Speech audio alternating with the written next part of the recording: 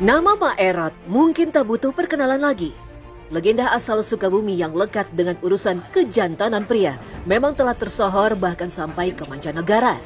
Menjadi sebuah pertanyaan besar, dari mana datangnya ilmu Maerot yang bahkan kini turun sampai beberapa generasi berikutnya?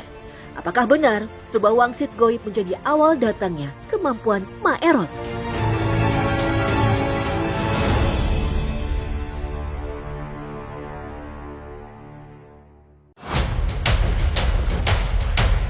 Demi mendapat informasi yang valid, tim Secret Story mendatangi kampung halaman Maerot di Dusun Cigadok, Kecamatan Cisolok, Sukabumi.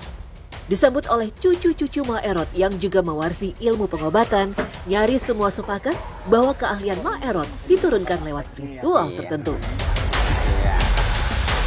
Pertama kali ibunya Kang Hilman atau Hajah Ainah ya, itu dapat diturunkan ilmu dari Maerot untuk pengobatan. Itu cerita singkatnya seperti apa sih yang Kang Hilman tahu? Itu secara tahu itu kan disuruh ditirakat dulu sama bahkan Umi juga sempat nolak.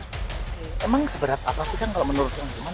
Harus puasa dulu, Tirakat tirakat dulu, iya. Gitu.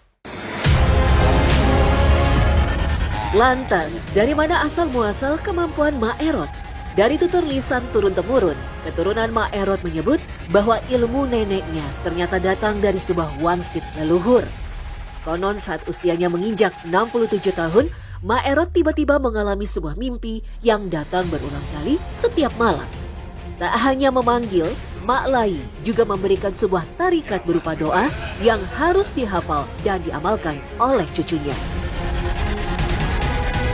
Jadi dia itu mimpi, ada suara enggak kelihatan gitu, namanya juga mimpi ya. Kamu harus menolong sesama manusia. Iya lapadna dibaca doa ieu tina impian teh gitunya. Baca doana ieu tah dina impian teh. Lamun jelema anu geus teu aya teh, lamun anu teu hirup bisa hirup deui. Menjadi silokanya. Anu tadina teu hirup supaya hirup deui, tak ieu jampena nya gitunya. Meski awalnya merasa bingung, lambat laun Maerot mulai sadar mimpi itu bukanlah sekedar peristiwa biasa. Sebuah pesan kembali datang yang menyebut ritual pengobatan itu dikhususkan oleh laki-laki, sementara yang memberikan obat haruslah perempuan. Sampai era generasi kedua Maerot yang menyiapkan obat herbal memang harus perempuan. Maerot itu Malai, dari Malai ke Maerot. Nah, dari Maerot ke Hajah Siti Ainah. Jadi kenapa itu harus perempuan? Dari dulu juga harus perempuan gitu. Kami waktu kecil dulu, waktu emak bikin ramuan itu, saya pernah nengok itu yang ngintip, ketahuan itu nggak boleh, harus perempuan semua di dalamnya. Setelah beberapa bulan mendalami laku spiritual dan tirakat batin, akhirnya Maerot memberanikan diri untuk menerapkan kemampuan yang dimilikinya. Dari sinilah kepiawaian Maerot sebagai ahli terapi kejantanan pria langsung menyebar luas. Bahkan saat itu di tahun 1945, keahlian Maerot juga tenar di antara penjajah. Itu kan tetangga bilang begini, ada yang tetangga juga masih ada sekarang. Itu kan dia itu nikah, pertamanya awalnya ya dia nikah itu udah 1 minggu hampir 1 bulan belum tidur bersama gitu ya. Nah itu mamanya itu ngomong ke emak, tolong emak pingin disehatin ya, karena laki-laki ini takut sama istri. Ibaratnya kalau bahasa Sunda itu enggak keras, lembek. Ya dia datang ke rumahnya emak, insya Allah rumah dikerjain ya. Alhamdulillah sampai sekarang dia masih hidup, udah punya anak, udah punya cucu. Ya dari situ tuh tetangga-tetangga sampai ke orang kayak orang Belanda kan ya. Belanda pas sudah tuh dulu datang ke sini, nah baru nyebar ke Jakarta kemana, itu yang pertama awalnya.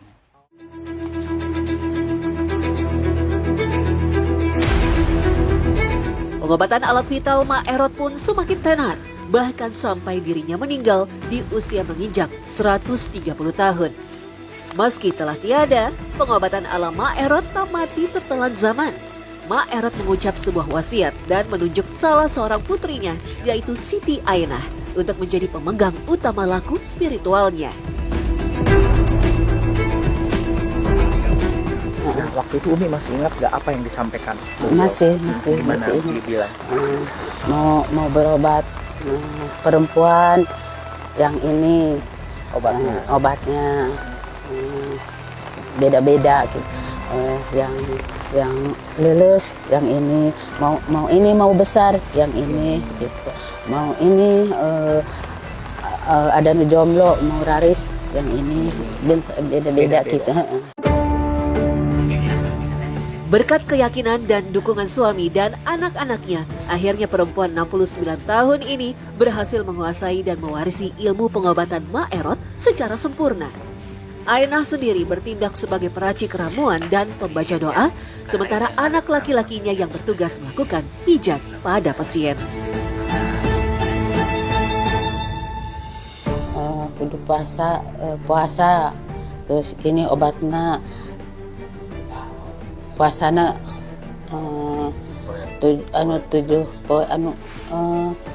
lahir apa